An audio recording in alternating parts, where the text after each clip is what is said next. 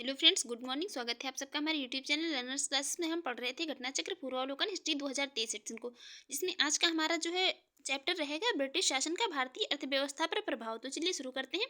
इससे पहले फ्रेंड्स आपसे रिक्वेस्ट है, यदि आपको जो है मेरी वीडियो अच्छी लगती है और आपको जो है ये कंटेंट पसंद आता है तो आप हमारे यूट्यूब चैनल पर पहली बार है तो प्लीज़ चैनल को सब्सक्राइब कर लीजिएगा, वीडियो को लाइक कर दीजिएगा एंड शेयर करिए, एंड जो भी आपके सजेशन उसी कमेंट बॉक्स में जरूर बताइएगा। चलिए देखते हैं ब्रिटिश शासन का भारतीय अर्थव्यवस्था पर प्रभाव। इसमें जो यहाँ पर ये ब्रिटिश शासन के दौरान भारत में धनिक वर्ग द्वारा भू संपत्ति में निवेश करने को तरजीह दिए जाने के कारण उद्योगों का कोई स्वतंत्र यहाँ पर विकास नहीं हो सका था। और ये 1793 ईस्वी में लॉर्ड कॉर्नवालिस ने भू राजस्व की स्थायी बंदोबस्त प्रणाली का प्रारंभ किया था। कब? 1793 में लॉर्ड कॉर्नवालिस ने भू राजस्व की स्थायी बंदोबस्त प्रणाली थी, इसको प्रारंभ किया था। इसे जो अन्य नाम इसके थे तो वो इस्तमरारी, जागीरदारी और जो बीसवेदारी, मालगुजारी एवं बीसवेदारी आदि, ये जो भी मतलब इसी के नाम थे। और यह व्यवस्था कहाँ कहाँ लागू थी, ये स्टेटमेंट में बहुत पूछा जाता है। तो यह व्यवस्था बंगाल, बिहार, उड़ीसा तथा उत्तर प्रदेश के वाराणसी तक के क्षेत्र में जो है लागू थी। और इसके अंतर्गत जो समूचे ब्रिटिश भारत के क्षेत्रफल का लगभग कितना जो ये 19% हिस्सा था, ये शामिल था। और इस व्यवस्था के अंतर्गत क्या था, तो इस व्यवस्था के अंतर्गत जमींदारों के एक नए वर्ग को भूस्वामी घोषित कर दिया गया था। और जिसमें भूमि के मतलब ये भूमि के लगान का कितना, ये 10/11 भाग जो है किसको, कंपनी को देना होता था, और 1/11 भाग अपनी सीमाओं के लिए जो है अपने पास रखना होता था। इसमें आगे बात करें यहाँ पर स्थायी बंदोबस्त के अंतर्गत जो जमींदार मतलब छोटे स्थायी बंदोबस्त के अंतर्गत जो है तो ये जमींदार छोटे पूंजीपति भद्र नवाब थे। और स्थायी बंदोबस्त भूमि या जमींदारी प्रथा के बाद अंग्रेजों द्वारा जो है तो भारत में भू राजस्व वसूली है तो ये लागू की गई दूसरी व्यवस्था जो थी वो थी रैयतवाड़ी व्यवस्था।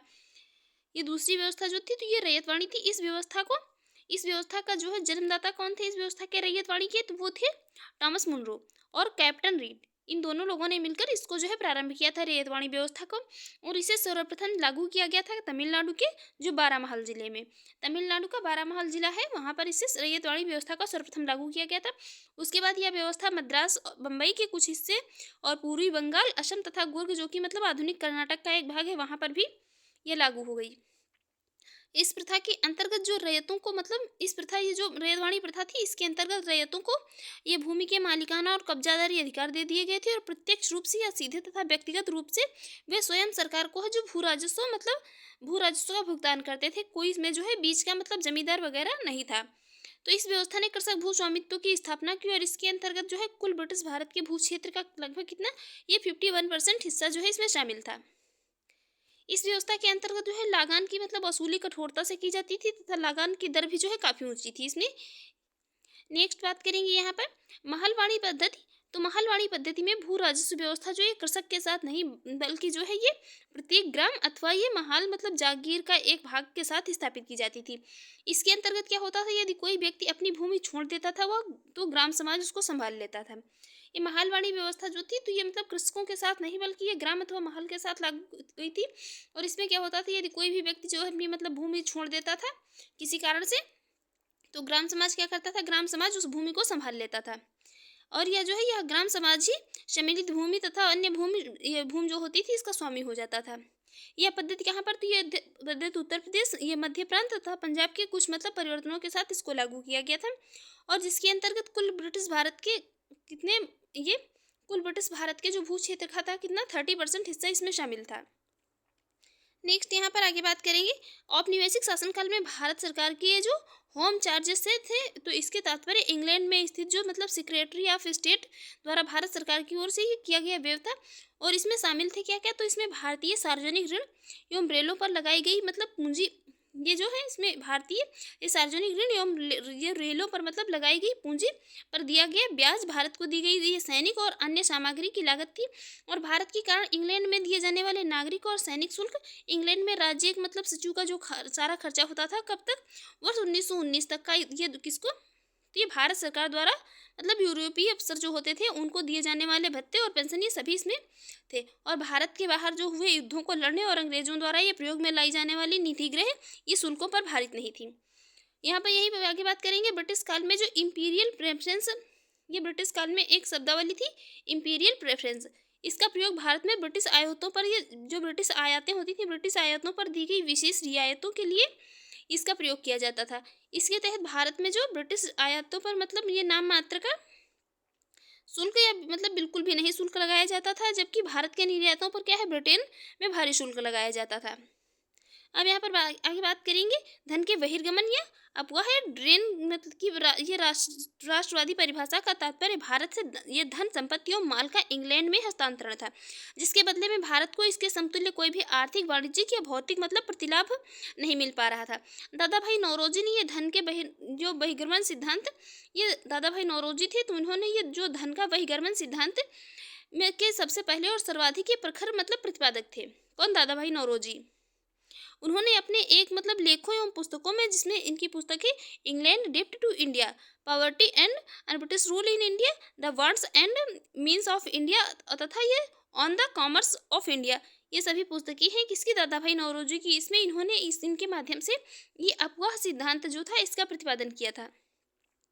रमेश चंद्र दत्त ने भी ये धन के बहिर्गमन के सिद्धांत पर बल दिया था, और इन्होंने अपने मतलब एक लेख था इनका इकोनॉमिक हिस्ट्री ऑफ इंडिया, इसमें यह मत प्रकट किया था कि सकल राजस्व का आधा भाग प्रतिवर्ष जो है भारत से बाहर चला जाता है। और यहीं पर ये भारतीय राष्ट्रीय कांग्रेस ने 1896 ईस्वी में अपने कलकत्ता अधिवेशन में आधिकारिक तौर पर बहिर्गमन के सिद्धांत को स्वीकार किया, और उस समय कांग्रेस ने घोषणा कर दी थी कि देश में पड़ने वाले अकालों और लोगों की निर्धनता का कारण जो वर्षों से लगातार मतलब ये चला आ रहा है धन का बहिर्गमन यही है। और बाकी यहाँ पर ये सर सैयद अहमद खान, इन्होंने ब्रिटिश शासन के सर सैयद अहमद खान जो थे तो ये ब्रिटिश शासन के प्रति वफादार थे, और मुस्लिम समाज का विकास भी भारत में आंग्ल सत्ता के बने रहने में ही संभव मानते थे। अतः यहीं पर ये दादा भाई नौरोजी की ये उच्चारण सिद्धांत में विश्वास नहीं रखते थे। ये जो सर सैयद अहमद खान थी, ये भी बहुत पूछा जाता है, दादा भाई नौरोजी के उच्चारण सिद्धांत में कौन इसमें विश्वास नहीं करता था, तो 4 ऑप्शन दे देता है, तो वहाँ पर ये जो है सर सैयद अहमद खान जो थी ये नहीं करते थे। ब्रिटिश शासन के समय अर्थव्यवस्था को खोखला करने के सिद्धांत ये इकोनॉमिक ड्रेन थ्योरी पर दादा भाई नौरोजी ने एक पुस्तक लिखी थी। और यहाँ पर ये दादा भाई नौरोजी जो थे, ये दादा भाई ने अंग्रेजी राज्य की शोषक नीतियों का अनावरण किया और कहा कि ये मतलब राज्य भारत को दिन प्रतिदिन जो है क्या लूटने में लगा हुआ, जिसके कारण भारत क्या है निर्धन देश बनता जा रहा है। इसके परिप्रेक्ष्य में ही उन्होंने ये ड्रेन थ्योरी दी थी। दादा भाई नौरोजी जो कि 1825 से लेकर 1917 तक मतलब ये रहे थे, 1825 से लेकर 1917 तक। इन्होंने 1865 ईस्वी में डब्ल्यू.सी. बनर्जी के साथ मिलकर के लंदन में इंडिया सोसाइटी का गठन किया था। कब? 1865 ईस्वी में डब्ल्यू.सी. बनर्जी के साथ मिलकर के लंदन इंडिया सोसाइटी का गठन किया था, जिसके कार्य भारत में ये मतलब इसके दुख दर्दों का प्रचार करना था। इसका कार्य जो था तो ये भारत के दुख दर्दों का प्रचार करना था। और 1892 ईस्वी में ये जो लिबरल पार्टी के टिकट पर ब्रिटिश हाउस ऑफ कॉमन्स के लिए जो है चुने जाने वाले पहले भारतीय थे। कौन? दादा भाई नौरोजी। अब देखेंगे क्वेश्चन यहाँ पर, ये पीडीएफ यहाँ पर जो है कुछ दिक्कत कर गई, लेकिन नेक्स्ट पेज जो है इसका एकदम क्लियर है। चलिए देख लेते हैं। पहला क्वेश्चन है, भारत में उपनिवेशी शासन काल में होम चार्जेज भारत से संपत्ति दोहन का महत्वपूर्ण अंग था। निम्नलिखित में से कौन सी निधियां जो है होम चार्जेज जो था तो इसकी संघटक थी? होम चार्जेज का जो है संगठक पूछा जा रहा है, कौन सी विधियां थी? यहाँ पर दिखती है 3 स्टेटमेंट दिए हैं। पहला है लंदन में इंडिया अंकित के, पहला स्टेटमेंट है यहाँ पर वो है लंदन में इंडिया ऑफिस के भरण पोषण के लिए प्रयोग में लाई जाने वाली निधियां थी। बात की जा रही है किसकी? ये होम चार्जेज की भारत से जो है संपत्ति का दोहन मतलब इसके महत्वपूर्ण अंग थे। और ये जो है कौन सी निधियां होम चार्जेज की संघटक थी पूछा जा रहा है। तो पहला स्टेटमेंट जो है लंदन में इंडिया ऑफिस के भरण पोषण के लिए जो है ये प्रयोग में लाई जाने वाली निधि थी। और दूसरी है भारत में कार्यरत अंग्रेज जो मतलब कर्मचारियों थे इनके वेतन तथा ये इनका जो वेतन और पेंशन मतलब देने हेतु जो प्रयोग में लाई जाने वाली निधियां ये भी थी। तीसरा है भारत के बाहर हुए युद्धों को लड़ने में अंग्रेजों द्वारा प्रयोग में लाई जाने वाली निधि ये नहीं थी, बाकी ये दोनों थी होम चार्जेज की जो ये संघटक थी। देखते हैं इसकी एक्सप्लेन देख लेते हैं। एक्सप्लेन में यहाँ पर मतलब क्लियर है, वहाँ पर कुछ प्रॉब्लम हो गई है। देख लेते हैं इसकी एक्सप्लेन। औपनिवेशिक शासनकाल में भारत सरकार के गृह शुल्कों होम चार्जेस से तात्पर्य इंग्लैंड स्थित ये राज्य सचिव जो सेक्रेटरी ऑफ स्टेट द्वारा भारत सरकार की ओर से किया गया व्यय था। इसमें शामिल थे क्या इसमें शामिल थे ये भारतीय सार्वजनिक भारतीय सार्वजनिक ऋण एवं रेलों पर लगाई गई पूंजी पर दिया गया ब्याज, भारत को दी गई सैनिक और अन्य सामग्री की लागत, भारत के कारण इंग्लैंड में दिए जाने वाले नागरिक और सैनिक शुल्क, इंग्लैंड में राज्य सचिव का सारा व्यय जो कि वर्ष 1919 तक, और भारत सरकार द्वारा यूरोपीय अफसरों को दिए जाने वाले भत्ते और पेंशन, और भारत के बाहर हुए युद्धों को लड़ने में अंग्रेजों द्वारा ये जो प्रयोग में लाई जाने वाली निधि गृह शुल्कों पर भारित नहीं थी। यहाँ पर पूछा जा रहा था कि भारित मतलब कौन सी इसमें से भारित थी, होम चार्जेस की संगठक थी, पूछा जा रहा है यहाँ पर। इसलिए यहाँ पर पहला और दूसरा जो स्टेटमेंट दिया था वो करेक्ट था। देखते हैं नेक्स्ट है यहाँ पर शब्द इंपीरियल प्रेफरेंस का प्रयोग किया जाता था। शब्द एक इंपीरियल प्रेफरेंस था, इसका प्रयोग किया जाता था भारत में ब्रिटिश आयातों पर दी गई विशेष रियायतों के लिए। राइट आंसर होगा ऑप्शन ए। देखते हैं नेक्स्ट क्वेश्चन है यहाँ पर ब्रिटिश शासन के दौरान भारत में उद्योगों का कोई स्वतंत्र विकास नहीं हुआ था, इसका कारण था। भारत में जो है कोई उद्योगों का मतलब कोई स्वतंत्र विकास नहीं हुआ था, इसका कारण था धनिक वर्ग द्वारा भू संपत्ति में निवेश करने को तरजीह दिया जाना। जो धनिक वर्ग था इसको भू संपत्ति में निवेश करने को तरजीह दिया जाना। देख लेते हैं इसकी एक्सप्लेन। ब्रिटिश शासन के दौरान भारत में धनिक वर्ग द्वारा भू संपत्ति में निवेश करने को वरीयता दिए जाने के कारण उद्योगों का कोई जो है स्वतंत्र विकास नहीं हो सका था। नेक्स्ट क्वेश्चन है 18वीं शताब्दी के मध्य इंग्लिश ईस्ट इंडिया कंपनी के द्वारा बंगाल से निर्यातित प्रमुख जो मतलब स्टेपल कमोडिटीज थी क्या थी, मतलब किसका यहाँ पर जो है निर्यात किया जाता था, तो निर्यात किया जाता था कपास का, रेशम का, सोरा का और अफीम का। ये यहाँ पर 18वीं शताब्दी के मध्य ये इंग्लिश ईस्ट इंडिया कंपनी के द्वारा बंगाल से निर्यातित जो भी मतलब वस्तुएं थी तो वो थी कपास, रेशम, सोरा और अफीम। 18वीं शताब्दी में भी जो है नील निर्यात की एक महत्वपूर्ण वस्तु थी। इस काल में अफीम जो है मुख्य रूप से कहाँ से, चीन से निर्यात की जाती थी। नेक्स्ट है इस्तमरारी बंदोबस्त किसने लागू किया था। इस्तमरारी बंदोबस्त लागू किया था किसने, लॉर्ड कॉर्नवालिस ने। कब, 1793 ईस्वी में। इसी को जो है इस्तमरारी, जागीरदारी, मालगुजारी और बीसवेदारी ये भिन्न नामों से जाना जाता था। इसको बंगाल, बिहार, उड़ीसा तथा उत्तर प्रदेश के वाराणसी तक का क्षेत्र था इसमें लागू किया गया था। इसके अंतर्गत जो है समूचे मतलब ब्रिटिश ये भारत के क्षेत्रफल का लगभग कितना 19% हिस्सा जो है इसमें शामिल था।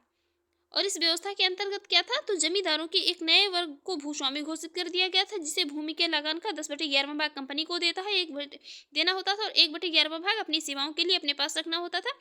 और स्थायी बंदोबस्त के अंतर्गत जो है जमींदार छोटे पूंजीपति भद्र नवाब थे। नेक्स्ट है किसके प्रशासन काल में स्थायी बंदोबस्त प्रारंभ किया गया था। स्थायी बंदोबस्त प्रारंभ किया गया था लॉर्ड कॉर्नवालिस के शासनकाल में। देखेंगे नेक्स्ट है स्थायी बंदोबस्त किससे किया गया था। स्थायी बंदोबस्त जो है ये लागू तो किया था किसने, लॉर्ड कॉर्नवालिस ने, लेकिन किससे, तो ये जमींदारों से। नेक्स्ट है स्थायी बंदोबस्त किसके साथ किया गया था, स्थायी बंदोबस्त किया गया था जमींदारों के साथ में। नेक्स्ट है किस गवर्नर जनरल ने भारत में स्थायी भू राजस्व व्यवस्था स्थापित की थी। इसको स्थापित किया था किसने, लॉर्ड कॉर्नवालिस ने 1793 में। बार बार बता रहे हैं, याद रखिए, मोस्ट इंपॉर्टेंट है, पूछा जाता है। लॉर्ड कॉर्नवालिस का स्थायी बंदोबस्त लागू किया गया था तो कब, 1793 ईस्वी में। नेक्स्ट है यहाँ पर 1793 में लॉर्ड कॉर्नवालिस भू व्यवस्था प्रणाली लागू होने के बाद कानूनी विवादों की प्रवृत्ति में जो है बढ़ोतरी देखी गई थी। निम्नलिखित प्रावधानों में किसी को जो है सामान्यतया इसके कारक के रूप में जोड़कर देखा जाता है। तो कारक के रूप में इसको जोड़कर देखा जाता है रैयत की तुलना में जमींदारों की स्थिति को जो है अधिक सशक्त बनाना, और ईस्ट इंडिया कंपनी को जमींदारों का अधिपति बनाना, और न्यायिक पद्धति को अधिक कार्यकुशल बनाना। तो यहाँ पर सभी मतलब क्या था, यहाँ पर इसमें से ये क्या था, इसमें पूछा जा रहा है कि जो ये भू व्यवस्था प्रणाली थी लागू होने के बाद क्या था, तो इसमें कानूनी मतलब विवाद थे, इनकी प्रवृत्ति बढ़ गई थी। तो निम्न में से किसी एक को जो है सामान्यतः इसके कारक के रूप में जोड़कर देखा जाता है। तो यहाँ पर ये कोई भी मतलब राइट आंसर नहीं होगा, इस यहाँ पर इसको किसी को भी जोड़कर नहीं देखा जाता था। देखते हैं इसकी एक्सप्लेन।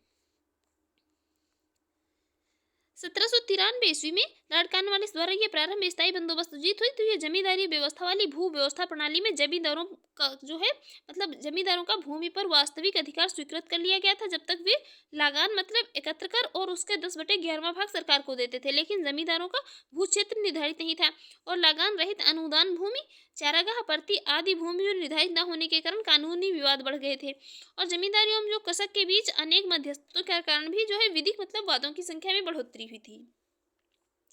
देखते हैं नेक्स्ट यहाँ पर चिरस्थायी बंदोबस्त। 1793 के अंतर्गत जमींदारों से अपेक्षा की जाती थी कि वे खेतिहारों को पट्टा जारी करेंगे। अनेक जमींदारों ने पट्टा जारी नहीं किया। इसका कारण मतलब मुख्य यहाँ पर यह था कि जमींदारों के ऊपर जो है कोई सरकारी नियंत्रण नहीं था, तो वो मतलब अपनी मनमानी करने लगे थे। इसको अभी देख चुके हैं, इसलिए देखते हैं, ये यहाँ पर देख लेते हैं। और इसी के फलस्वरूप क्या हुआ था, 1859 ईस्वी में रेंट अधिनियम जो कि रेंट एक्ट पारित होने के 3 दशक पहले कुछ जिलों जिसमें बंगाल बिहार सीमा के संथाल जो क्षेत्र के किसानों ने अपने परंपरागत अधिकारों की रक्षा के लिए यहाँ पर ये हिंसा कर दी थी, मतलब इन्होंने विरोध कर दिया था। नेक्स्ट है बिहार में परमानेंट सेटलमेंट लागू करने का कारण था। बिहार में ये परमानेंट सेटलमेंट लागू करने का कारण था भू राजस्व का राजस्व निर्णय करना। भू राजस्व का राजस्व निर्णय करना। देखेंगे नेक्स्ट क्वेश्चन, इसकी एक्सप्लेन देख लेते हैं। लॉर्ड कॉर्नवालिस के समय भू राजस्व व्यवस्था आरंभ में 10 वर्षीय व्यवस्था के रूप में 1790 ईस्वी में लागू की गई थी, जो कि 22 मार्च 1793 को परमानेंट सेटलमेंट स्थायी बंदोबस्त के रूप में स्थापित हुई। इस व्यवस्था को बिहार में लागू करने का मुख्य कारण कंपनी के भू राजस्व की एक निश्चित राशि तय करना था। नेक्स्ट है यहाँ पर ये इसमें बंगाल और बिहार में भूमि पर किराएदारों के अधिकारों को बंगाल किराएदारी अधिनियम द्वारा दिया गया था। कब? ये 1885 ईस्वी में। कब? 1885 ईस्वी में दिया गया था। इसको कब दिया गया था? 1885 ईस्वी में लागू किया गया था, जिसमें क्या था, भूमि मालिकों, जमींदारों और किराएदारों के अधिकारों को इसमें परिभाषित किया गया था। देखेंगे नेक्स्ट क्वेश्चन। नेक्स्ट, निम्नलिखित में से कौन ब्रिटिश शासन के दौरान भारत में रैयतवाड़ी बंदोबस्त के प्रारंभ किए जाने से संबंधित थे? तो यहाँ पर लॉर्ड कॉर्नवालिस का संबंध स्थायी बंदोबस्त से था, बाकी अलेक्जेंडर रीड और थॉमस मुनरो संबंधित थे। देख लेते हैं इसकी एक्सप्लेन। रैयतवाड़ी बंदोबस्त अंग्रेजों द्वारा भारत में भू राजस्व वसूली हेतु लागू की गई एक प्रणाली थी और अलेक्जेंडर रीड ने मद्रास प्रेसिडेंसी में सर्वप्रथम 1792 में तमिलनाडु के बारामहल क्षेत्र में रैयतवाड़ी व्यवस्था लागू की थी। थॉमस मुनरो ने 1809 ईस्वी में कुछ क्षेत्रों में इसको लागू किया था और 1820 में इसको मद्रास का गवर्नर बनने पर उसने इसे मद्रास में भी लागू किया और मुनरो के शिष्य एल्फिंस्टन ने इसे बॉम्बे प्रेसिडेंसी में लागू किया था और संपूर्ण ब्रिटिश भारत के कितने ये 51% मतलब हिस्से पर लागू की गई थी। 51% क्षेत्र जो था इस पर लागू की गई थी, जिसमें मद्रास, बम्बई के कुछ हिस्से, पूर्वी बंगाल, असम एवं गुर्ग में यह व्यवस्था लागू की गई थी। इस व्यवस्था के अंतर्गत किया गया ये था कि इस व्यवस्था के अंतर्गत रैयतों को भूमि का मालिकाना हक दिया गया था, जिसके द्वारा ये प्रत्यक्ष रूप से, सीधी या व्यक्तिगत रूप से भू राजस्व अदा करने के लिए उत्तरदायी थे। और 1836 ईस्वी के बाद इसके विनगेट और गोल्ड स्मिथ द्वारा इस व्यवस्था में सुधार किए गए थे। देखेंगे नेक्स्ट क्वेश्चन। नेक्स्ट क्वेश्चन है, रैयतवाड़ी व्यवस्था सर्वप्रथम कहाँ लागू की थी? इसको सर्वप्रथम लागू किया गया था कहाँ पर? सर्वप्रथम लागू किया गया था मद्रास में, रैयतवाड़ी व्यवस्था को। नेक्स्ट है, भू राजस्व की स्थायी बंदोबस्त एवं रैयतवाड़ी प्रणाली क्रमशः शुरू की गई थी। ये शुरू की गई थी कहाँ? बंगाल तथा मद्रास में। कहाँ पर? बंगाल तथा मद्रास में। नेक्स्ट है, सर थॉमस मुनरो भू राजस्व बंदोबस्त से संबंधित थे। ये संबंधित थे किससे? रैयतवाड़ी बंदोबस्त से। नेक्स्ट है, ब्रिटिश भारत, ये ब्रिटिश व्यवस्था में रैयतवाड़ी भू राजस्व संग्रह प्रचलित था। ये प्रचलित था कहाँ पर? ये प्रचलित था पश्चिमी भारत में और दक्षिणी भारत में, दोनों जगह प्रचलित था। नेक्स्ट है, मद्रास के रैयतवाड़ी बंदोबस्त से कौन संबंधित रहा था? संबंधित रहे थे कौन? मुनरो। नेक्स्ट है, रैयतवाड़ी प्रथा प्रारंभ की गई थी। रैयतवाड़ी जो प्रथा थी इसको प्रारंभ किया था किसने? थॉमस मुनरो ने प्रारंभ किया था रैयतवाड़ी प्रथा को। देखेंगे नेक्स्ट क्वेश्चन। नेक्स्ट यहाँ पर अंग्रेजों ने ये अंग्रेज जो थे तो इन्होंने रैयतवाड़ी बंदोबस्त कहाँ लागू किया था? अंग्रेजों ने रैयतवाड़ी बंदोबस्त को लागू किया था मद्रास और बम्बई प्रेसिडेंसी में। नेक्स्ट है, अंग्रेजों ने रैयतवाड़ी व्यवस्था सर्वप्रथम आरंभ की थी, तो इसको कहाँ पर? मद्रास प्रेसिडेंसी में आरंभ किया था। देखेंगे नेक्स्ट है, रैयतवाड़ी बंदोबस्त के संदर्भ में निम्नलिखित कथनों पर विचार कीजिए। 3 स्टेटमेंट दिए हैं। पहला स्टेटमेंट है, किसानों द्वारा लागान सीधे सरकार को दिया जाता था। बिल्कुल दिया जाता था। सरकार रैयत को मतलब सरकार जो है ये रैयत को पट्टे पर देती थी, बिल्कुल सरकार रैयत को पट्टे पर भी देती थी। और कर लगाने के पूर्व भूमि का सर्वेक्षण और मूल्य निर्धारण किया जाता था। तीनों स्टेटमेंट यहाँ करेक्ट है। राइट आंसर हो जाएगा ऑप्शन सी। ये इसकी एक्सप्लेन जो है कई बार देख चुकी हैं, इसलिए देखते हैं नेक्स्ट क्वेश्चन। नेक्स्ट क्वेश्चन है, वह प्रथा जिसके तहत किसान स्वयं भूमि का मालिक होता था और सरकार को भू राजस्व भुगतान के लिए जिम्मेदार माना जाता था। जिसमें किसान स्वयं भूमि का मालिक होता था, वो व्यवस्था थी कौन? रैयतवाड़ी व्यवस्था। देखेंगे नेक्स्ट क्वेश्चन। नेक्स्ट क्वेश्चन है यहाँ पर, कथन ए कह रहा है ब्रिटिश सरकार ने भारत के अलग अलग भागों में भू राजस्व की अलग अलग व्यवस्था लागू की थी। ब्रिटिश सरकार ने भारत के अलग अलग भागों में भू राजस्व की अलग अलग व्यवस्था लागू की थी, बिल्कुल करेक्ट है। दूसरा कह रहा है इससे भारतीय किसानों में अलग अलग वर्ग बन गए थे, बिल्कुल करेक्ट है यहाँ पर। राइट आंसर हो जाएगा ऑप्शन ए। ये सही इसकी एक्सप्लेन भी कर रहा है, क्योंकि इससे मतलब अलग अलग जब व्यवस्थाएं लागू की तो क्या हुआ, किसानों के अलग अलग वर्ग भी बन गए थे। देख लेते हैं इसकी एक्सप्लेन। ब्रिटिश सरकार ने भारत के अलग अलग भागों में भू राजस्व की अलग अलग व्यवस्था लागू की थी। ये व्यवस्थाएं थी रैयतवाड़ी बंदोबस्त प्रणाली, रैयतवाड़ी व्यवस्था, ये स्थायी बंदोबस्त प्रणाली, रैयतवाड़ी व्यवस्था और महालवाड़ी पद्धति। कौन थी पहली थी स्थायी बंदोबस्त प्रणाली, दूसरी थी रैयतवाड़ी व्यवस्था और तीसरी थी महालवाड़ी व्यवस्था। तो इसमें स्थायी बंदोबस्त व्यवस्था ये बंगाल, बिहार, उड़ीसा तथा उत्तर प्रदेश के वाराणसी तक के क्षेत्र में मतलब सम्मिलित थी। इसमें जो है समूचे भारत का कितना, जो समूचा मतलब ब्रिटिश भारत था, इसका 19% हिस्सा शामिल था मतलब। और ये जो रैयतवाड़ी व्यवस्था थी इसमें 51% हिस्सा शामिल था, जिसमें मद्रास, बम्बई के कुछ हिस्से, पूर्वी आसाम मतलब पूर्वी बंगाल, असम तथा गुर्ग जो कि आधुनिक कर्नाटक का एक भाग है शामिल था। और महालवाड़ी व्यवस्था में लगभग कितना है 30% हिस्सा, जिसमें संयुक्त प्रांत, मध्य प्रांत तथा पंजाब और कुछ परिवर्तनों के साथ इसमें यह लागू था। इसी से क्या था, ये भारतीय किसानों में अलग अलग वर्ग बन गए थे। नेक्स्ट है, पंजाब भूमि हस्तांतरण अधिनियम कब पारित किया गया था? इसको जो है लागू किया गया था दूसरे टाइम, और पारित जो है इसको किया गया था दूसरे टाइम। इसको पारित कब किया गया था? 1900 में पारित किया गया था। पंजाब भूमि हस्तांतरण अधिनियम 1900 ईस्वी में पारित किया गया था, जिसमें जो है कृषकों की भूमि का गैर कृषकों के पास हस्तांतरित होना जो है समाप्त हो गया था। नेक्स्ट है, असम में सर्वप्रथम चाय कंपनी की स्थापना हुई थी। ये हुई थी कब? 1839 ईस्वी में असम में सर्वप्रथम चाय कंपनी की स्थापना, जो कि आज भी है। और जो है ये आज भी है। इसका नाम था ये द असम कंपनी, भारत की सबसे पुरानी व्यावसायिक चाय कंपनी है, जो कि मतलब वर्तमान में भी कार्यरत है। और इसकी स्थापना जो है 5 लाख रुपए की पूंजी के साथ इंग्लैंड में स्थापित की गई थी तथा नजीराबाद असम में इस कंपनी का मुख्यालय था। नेक्स्ट है, यहाँ पर 2 सूचियां दी हैं, एक तरफ स्थान दिए हैं, एक तरफ जो है राज्य दिए हैं। बताना है कौन सा स्थान जो है कहाँ पर है। जजमानी जो है कहाँ पर, ये उत्तर भारत में। और वाराबलूट ये कहाँ पर, महाराष्ट्र में है। मिरासी है तमिलनाडु में। अडाडे जो है ये कहाँ पर, कर्नाटक से संबंधित है। देखेंगे नेक्स्ट यहाँ पर है, यहाँ पर आज ये कुछ पीडीएफ जो है थोड़ा सा यहाँ पर खराब दिख रही है। यहाँ पर 1-2 पेज जो है पीडीएफ के थोड़े से खराब दिख रहे हैं। चलिए देख लेते हैं। ब्रिटिश भारत में सैन्य बल पर केंद्रीय राजस्व का कुल कितना प्रतिशत जो है व्यय होता था? केंद्रीय राजस्व का कुल जो है कितना परसेंट इसमें व्यय होता था? कितना? ये 40% होता था, 40%। और यहीं पर जो है ये मतलब तथापि कई स्रोत ब्रिटिश भारत में औसतन सैन्य बल पर खर्च को कितना, केंद्रीय राजस्व का लगभग कितना 40% मानते हैं। नेक्स्ट क्वेश्चन है यहाँ पर, दादा भाई नौरोजी द्वारा प्रतिपादित अफवाह सिद्धांत ड्रेन थ्योरी की सही परिभाषा जो है किस कथन में आती है? बात हो रही है किसकी? ड्रेन थ्योरी की। यहाँ पर राइट आंसर होगा ऑप्शन बी, भारत की राष्ट्रीय संपदा का एक भाग अथवा कुल वार्षिक उत्पाद जो है ये ब्रिटेन को निर्यात कर दिया जाता था, जिसके लिए भारत को कोई वास्तविक प्रतिफल जो है नहीं मिलता था। यही राइट आंसर हो जाएगा कौन सा? Option B. देख लेते हैं इसके एक्सप्लेन।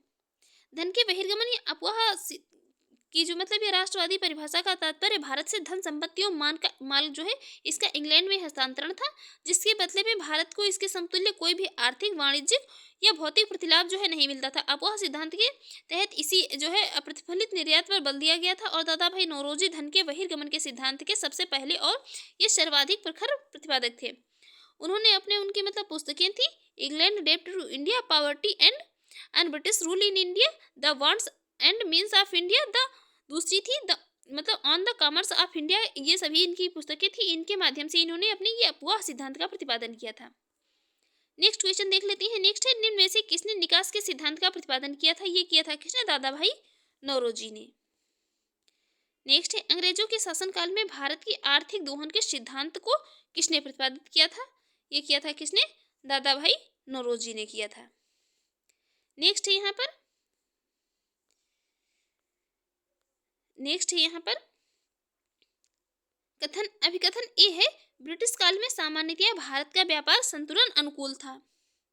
ब्रिटिश भारत में सामान्यतया जो है भारत का व्यापार संतुलन अनुकूल था, बिल्कुल करेक्ट है। कथन आर है, धन की निकासी का स्वरूप अप्रतिफलित निर्यात था। धन की निकासी का स्वरूप है तो ये अप्रतिफलित निर्यात था। यहाँ पर राइट आंसर हो जाएगा ऑप्शन ए तथा आर दोनों सही एक्सप्लेन भी करता है। देख लेते हैं इसके एक्सप्लेन। यहाँ पर बहिर्गमन अथवा निकासी की राष्ट्रवादी परिभाषा का तात्पर्य भारत से धन संपत्ति और माल का इंग्लैंड में हस्तांतरण था, जिसके बदले में भारत को इसके समतुल्य कोई भी आर्थिक, वाणिज्यिक या प्रतिलाभ नहीं होता था। ब्रिटिश काल में सामान्यतः भारत का व्यापार संतुलन जो है अनुकूल था, क्योंकि इस दौरान क्या होता था, आयात की तुलना में अधिक निर्यात होता था और ईस्ट इंडिया कंपनी के धन निष्कासन के स्रोत थे। व्यापारिक एकाधिकार से प्राप्त लाभ, कंपनी के कर्मचारियों के वेतन एवं पेंशन, कंपनी के निवेशकों को दिए जाने वाले लाभांश आदि। बाकी कंपनी द्वारा जो पैसा इंग्लैंड को भेजा जाता था, वही पैसा पुनः भारत में विदेशी ऋण तथा पूंजी के रूप में मतलब प्राप्त होता था। परंतु इस पूंजी निवेश का उद्देश्य देश का विकास नहीं था, बल्कि ये क्या था, भारतीय साधनों का अधिकाधिक शोषण था। 1813 ईस्वी के पश्चात इस आर्थिक ये मतलब निकास से अप्रतिफल निर्यात का रूप इसने धारण कर लिया और वर्ष 1914 के पहले जो था, इसमें भारत में अंग्रेजी पूंजी केवल उन जो आर्थिक मतलब उपरिसाधनों में लगाए गए, जैसे जो रेलवे, सड़क, व्यापारिक जहाज तथा खनिज उद्योग, कोयला एवं सोना जिसमें सम्मिलित थी, और जो वित्तीय संस्थाएं थी, बैंक, बीमा एवं वित्तीय निगम में जो मतलब अंग्रेजी उद्योग होते थे, और इसमें भारतीय औद्योगिक विकास के लिए कोई स्थान नहीं था। इसीलिए ही ये दादा भाई नौरोजी ने धन के निकास को जो है अनिष्टों का अनिष्ट बताया था। अनिष्टों को अनिष्ट की संज्ञा दी थी दादा भाई नौरोजी ने इसको। देखेंगे नेक्स्ट क्वेश्चन है यहाँ पर, निम्नलिखित में से कौन भारत में उपनिवेशवाद के आर्थिक आलोचक थे? उपनिवेशवाद के आर्थिक आलोचक कौन थे? दादा भाई नौरोजी थे, जी सुब्रमण्यम अय्यर थे। कौन? दादा भाई नौरोजी और जी सुब्रमण्यम अय्यर और थे आरसी दत्त, ये तीनों थे। यहाँ पर देख लेते हैं इसकी एक्सप्लेन। वर्ष 1970 से 1905 के बीच बहुत से भारतीय बुद्धिजीवियों ने ब्रिटिश शासन के आर्थिक पहलू को विश्लेषित किया। इनमें से 3 लोगों का योगदान सबसे जो है महत्वपूर्ण रहा था। दादा भाई नौरोजी का, महादेव गोविंद रानडे का, और ICS अधिकारी थे रमेश चंद्र दत्त का। इन्होंने भारत का आर्थिक इतिहास लिखा। इन तीनों के जो है अतिरिक्त GV Joshi, G Subramaniam Iyer the Hindu समाचार पत्र के संस्थापक थे, संपादक भी थे। गोपाल कृष्ण गोखले समेत अनेक के राजनीतिक कार्यकर्ताओं और पत्रकारों के तत्कालीन जो अर्थव्यवस्था के हर पहलू का गहराई से इसमें विश्लेषण किया गया, और ये लोग जो इस निष्कर्ष पर पहुंचे थे कि भारत के आर्थिक विकास के रास्ते में जो है सबसे बड़ी बाधा है तो ये उपनिवेशवाद ही है। नेक्स्ट है, निम्नलिखित में से कौन दादा भाई नौरोजी के उच्चारण सिद्धांत या ड्रेन थ्योरी में विश्वास नहीं रखता था? तो ये कौन नहीं रखते थे? सर सैयद अहमद खान। हमने जो अभी बताया था कि 4 ऑप्शन दे देगा, वहां पूछेगा कौन नहीं रखता था, तो सर सैयद अहमद खान नहीं रखते थे। देखेंगे next, poverty and un British rule in India नामक पुस्तक किस वर्ष प्रकाशित की गई थी? अब क्या होता है, अब जो है इस क्वेश्चन जो पूछा जाता है तो डीप में पूछा जाता है, इस तरह से नहीं पूछा जाता है, कम ही पूछा जाता है कि poverty and un British rule in India पुस्तक किसकी है। जब ये जो है इजी अगर पूछा जाएगा तो इजी हो जाएगा। क्वेश्चन जो है एग्जाम में क्या है डीप में पूछा जाता है, तो ये पूछ दिया गया किस वर्ष प्रकाशित की गई थी, तो ये कब 1901 में प्रकाशित की गई थी। अब जो है क्वेश्चन में ये पुस्तकें वगैरह के जो क्वेश्चन पूछे जा रहे हैं तो इसी तरह से पूछे जा रहे हैं कि या तो ये किस वर्ष प्रकाशित की गई थी या इसका प्रकाशन कहाँ से हुआ था, तो ये जरूर याद रखिए। तो ये वर्ष 1901 में लंदन के ये सोनेज सेन प्रकाशक के द्वारा इसको प्रकाशित किया गया था, poverty and un British rule in India को, और लेखक थे दादा भाई नौरोजी की पुस्तक है। Next, poverty and un British rule in India नामक पुस्तक ये किसने लिखी थी? तो किसने लिखी थी? दादा भाई नौरोजी ने लिखी थी। और यहाँ पर ये सब देख ही चुके हैं किस पर आधारित थी, धन के बहिर्गमन के सिद्धांत पर आधारित थी। नेक्स्ट है ब्रिटिश हाउस ऑफ कॉमन्स में चुने जाने वाले दादा भाई नौरोजी प्रथम भारतीय थे जिन्होंने इस दल के टिकट पर चुनाव लड़ा था। तो वो किस दल के? उदारवादी दल के टिकट पर चुनाव लड़ा था उन्होंने। नेक्स्ट है ब्रिटिश शासन के समय अर्थव्यवस्था को खोखला करने इकोनॉमिक ड्रेन के सिद्धांत के बारे में पुस्तक लिखी थी किसने? दादा भाई नौरोजी ने लिखी थी। नेक्स्ट है यहाँ पर, नेक्स्ट क्वेश्चन है यहाँ पर अनुद्योगिकीकरण के संदर्भ में दो कथन दिए हैं, बताना है कौन सा सही है। पहला है यह प्रक्रिया 1813 में प्रारंभ की गई थी, बिल्कुल करेक्ट है। दूसरा है ईस्ट इंडिया कंपनी के व्यापारिक एकाधिकारों की संपत्ति ने इस प्रक्रिया को तेज किया। ईस्ट इंडिया कंपनी के व्यापारिक एकाधिकारों की संपत्ति जो है ये समाप्ति ने मतलब इसको, ये जो ईस्ट इंडिया कंपनी के व्यापारिक एकाधिकार थे इनको जब समाप्त किया गया, इनकी समाप्ति ने इस प्रक्रिया को तेज किया था। बिल्कुल करेक्ट है, यहाँ पर दोनों स्टेटमेंट करेक्ट हैं। राइट आंसर हो जाएगा यहाँ पर ऑप्शन सी। देख लेते हैं इसकी एक्सप्लेन। भारत में अनुद्योगीकरण की प्रक्रिया 1813 के चार्टर एक्ट के द्वारा कंपनी का भारतीय व्यापार का एकाधिकार समाप्त करने से शुरू हुई थी और इसमें से जो है ब्रिटेन की समस्त प्रजा को पूर्वी ये विश्व के साथ व्यापार करने की अनुमति प्राप्त हो गई थी। यह औद्योगिक क्रांति को विस्तार देने के लिए किया गया था। इससे भारत ब्रिटिश उत्पादों का बाजार बन गया था। नेक्स्ट क्वेश्चन है यहाँ पर, नेक्स्ट क्वेश्चन है यहाँ पर दादा भाई नौरोजी की भारतीय राष्ट्रीय कांग्रेस आंदोलन को सर्वाधिक प्रभावी देन थी। यहाँ पर तीन स्टेटमेंट दिए हैं। पहला है दादा भाई, ये मतलब पूछा जा रहा है कि दादा भाई नौरोजी की भारतीय राष्ट्रीय कांग्रेस मतलब ये भारतीय राष्ट्रीय आंदोलन को जो सर्वाधिक प्रभावी देन कौन थी। तो ये पहला स्टेटमेंट है। यहाँ पर उन्होंने इस बात को अभिव्यक्त किया कि ब्रिटेन भारत का आर्थिक शोषण कर रहा है। बिल्कुल उन्होंने किया था कि ब्रिटेन जो है भारत का आर्थिक शोषण कर रहा है। दूसरा है उन्होंने प्राचीन भारतीय ग्रंथों की व्याख्या की और भारतीयों में आत्मविश्वास जगाया। ये स्टेटमेंट करेक्ट है। उन्होंने सभी सामाजिक बुराइयों के निराकरण की आवश्यकता पर सर्वोपर जोर दिया। ये दोनों स्टेटमेंट करेक्ट है। पहला स्टेटमेंट यहाँ पर केवल सही हो जाएगा। देख लेते हैं नेक्स्ट क्वेश्चन। नेक्स्ट है ये किसने यह विचार किया था कि भारत में ब्रिटिश आर्थिक नीति घिनौनी है। ये किया था किसने? कार्ल मार्क्स ने। कार्ल मार्क्स ने कहा था ब्रिटिश आर्थिक नीति घिनौनी है। देख लेते हैं इसकी एक्सप्लेन। कार्ल मार्क्स ने यह विचार व्यक्त किया कि ब्रिटिश आर्थिक नीति घिनौनी है। अंग्रेजी हस्तक्षेप से सूत काटने वाला तो लंकाशायर में रहता, तंतुआ बंगाल और उसका आर्थिक आधार समाप्त होने के कारण लगभग लुप्त हो गया है। लाखों चरखों और हथकरघों ने असंख्य काटने वाले बुनकरों को जन्म दिया था। वे समाज के केंद्र बिंदु बने रहे कि तो अब इस देश में विदेशी सूती कपड़ों की मांग जो है बढ़ा गई है। नेक्स्ट क्वेश्चन है यहाँ पर, दक्षिण भारत में सिंचाई व्यवस्था का अग्रदूत किसे माना जाता है। ये माना जाता है सर आर्थर कॉटन को। किसको? सर आर्थर कॉटन को। दक्षिण भारत में सिंचाई व्यवस्था का अग्रदूत सर आर्थर कॉटन को। नेक्स्ट है यहाँ पर, इतिहास के संदर्भ में यहाँ पर निम्नलिखित युग्मों पर विचार करना है, बताना है कौन सा सही सुमेलित है। औरंग जो है ये राजकोष का प्रभारी नहीं होता था। बेनियान ईस्ट इंडिया कंपनी का भारतीय एजेंट था और मिरासीदार जो था तो ये राज्य का नामित राजस्व होता था। देख लेते हैं औरंग कौन होता था, औरंग किसको कहते थे। औरंग शब्द ये फारसी भाषा का शब्द है जिसका अर्थ होता था गोदाम। यहाँ पर बिक्री से पहले माल का भंडारण किया जाता था और औरंग शब्द का प्रयोग कई बार जो है कार्यशालाओं मतलब वर्कशॉप्स के लिए भी किया जाता था। बेनियान ये बनिया पारंपरिक वाणिज्य समुदाय के व्यापारी थे जो ईस्ट इंडिया कंपनी के एजेंट के रूप में कंपनियों और भारतीय कारीगरों के बीच ये मध्यस्थ का काम करते थे। मिरासी अरबी शब्द है जिसका अर्थ है उत्तराधिकार होता था। रैयतवाड़ी प्रणाली में सरकार द्वारा मिरासीदारों को जो है राज्य का इकलौता नामित मतलब राजस्व दाता इसमें माना जाता था। नेक्स्ट है यहाँ पर, आर्थिक तौर पर 19वीं शताब्दी में भारत पर अंग्रेजी शासन का एक परिणाम था, तो ये था भारतीय हस्तशिल्पों के निर्यात में वृद्धि। क्या था यहाँ पर पूछा जा रहा है, 19वीं शताब्दी में भारत पर अंग्रेजी शासन का एक परिणाम था। तो अंग्रेजी शासन का यहाँ पर एक परिणाम ये था कि मतलब भारतीय कृषि का वाणिज्यीकरण कर दिया गया था। ये तो अगर नहीं होता तो हो जाता कि मतलब कौन सा अंग्रेजी शासन का एक परिणाम मतलब नहीं था। ये था कि यहाँ पर पूछा जा रहा है कौन था, तो ये भारतीय कृषि का जो है वाणिज्यीकरण कर दिया गया था, यही इसका परिणाम था। राइट आंसर हो जाएगा ऑप्शन सी। देख लेते हैं इसकी एक्सप्लेन। 1813 के चार्टर एक्ट के द्वारा ईस्ट इंडिया कंपनी का व्यापारिक एकाधिकार समाप्त करके मुक्त व्यापार नीति अपनाई गई थी। इंग्लैंड में औद्योगिक क्रांति जो है उफान पर थी और इंग्लैंड को अपने उद्योगों के लिए सस्ते माल की आवश्यकता थी। इस प्रकार भारत जो है कच्चे माल का उत्पादन करने वाला देश बनकर रह गया था। और इसके अतिरिक्त जो है भारत में क्या था, पूंजीवादी व्यवस्था को बढ़ाने के साथ साथ कई जो है नई मतलब लागान नीति के कारण किसान को अब नगद राशि की आवश्यकता थी। इसलिए किसान भी उन फसलों को उगाने के लिए बेहोश हुआ था जिनका बाजार में क्रय विक्रय हो सके। इससे पूर्व किसान केवल उन्हीं फसलों को उगाता था जिनकी खपत स्थानीय स्तर पर होती थी।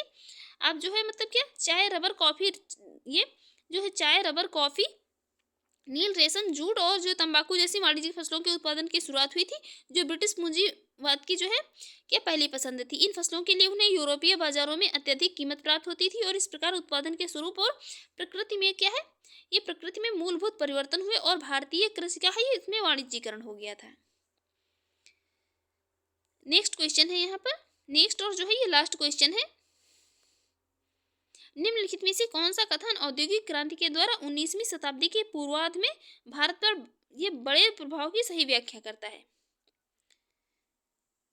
भारत पर बड़े प्रभाव की सही व्याख्या करता है कौन, भारतीय दस्तकारी उद्योग जो है इसमें नष्ट हो गए थे। राइट आंसर होगा ऑप्शन ए। देख लेते हैं इसकी एक्सप्लेन। 19वीं शताब्दी में औद्योगिक क्रांति के फलस्वरूप भारतीय अर्थव्यवस्था मतलब ये भारतीय जो कुटीर उद्योग थे इन पर बुरा प्रभाव पड़ा था और इस युग को भारत में अनुद्योगीकरण का काल कहते थे। इसमें जो है मतलब इसमें बहुत सारी ये नीतियां जो है उत्तरदायी थी। भारत पर मुक्त व्यापार नीति को लागू करना, भारतीय माल पर अत्यधिक जो है चुंगी या कर लगाना, ब्रिटिश कंपनी द्वारा भारत से कच्चे माल का निर्यात करना और रेल मार्गों का विकास करना, विदेशी निर्माताओं का जो है मतलब ये विदेशी निर्माताओं को उद्योग लगाने के लिए विशेष सुविधाएं देना इत्यादि, ये सभी कारणों ने मिलकर भारतीय परंपरागत दस्तकारी उद्योग का विनाश कर दिया था।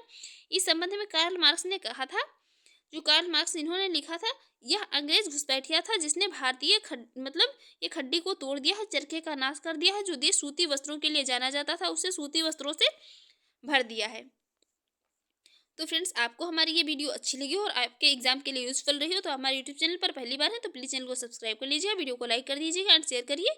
यहाँ पर जो है ये मतलब PDF में जो है यहाँ पर थोड़ा सा ये कम क्लियर दिख रहा है, थोड़ा सा ही बस यहाँ पर जो है कम क्लियर दिख रहा है, लेकिन तब भी पढ़ने में आ रहा है। जो इसकी हम जो मतलब टेलीग्राम ग्रुप में PDF डालेंगे वो एकदम क्लियर PDF डाली जाएगी।